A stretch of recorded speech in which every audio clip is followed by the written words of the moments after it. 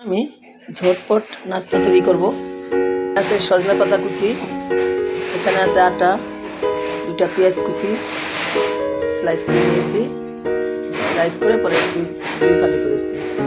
এখানে আছে 4-5টা কাঁচামরিচ, আছে 2টা ডিম, আর একটু লবণ লাগবে, পানি লাগবে। আমি আগে ডিম ভেঙে নেব, কারণ ডিম যদি এখানে দিয়ে দিই বাই চান্স নষ্ট করে যায় তখন কিন্তু সমস্যা হবে। তার জন্য আমি এটার মধ্যে আলাদা ডিম দিয়ে নিই।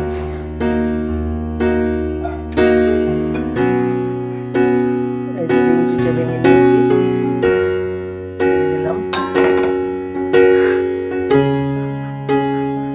কাঁচামরিচ পেঁয়াজ কুচি দিয়ে দিলাম।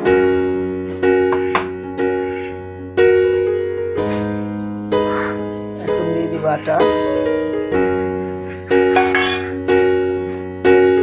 স্বাদ মতো লবণ,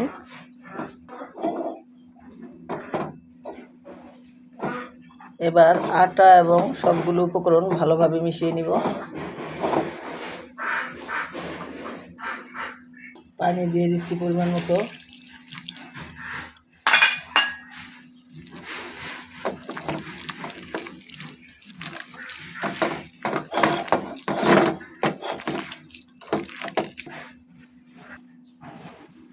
এই যে এরকম হবে।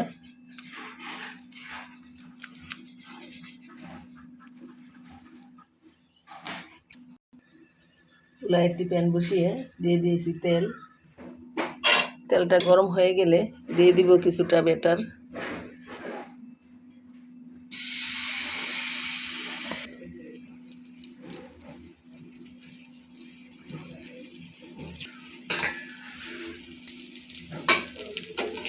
এক পাশ হয়ে গেলে উল্টে দিচ্ছি।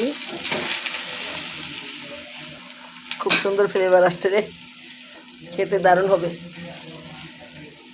আর সজনে পাতার পুষ্টি সম্পর্কে যারা জানে তারা তো জানেনই, আর এটা উপকারিতা আমি এখন বলে শেষ করতে পারবো না। ইচ্ছে খেতে পারেন। আমি সকালবেলা সজনে পাতার চা খাই, তো আজকে খাওয়া হয়নি। আজকে ইচ্ছে ছিল এই রেসিপিটা করব সজনে পাতা দিয়ে।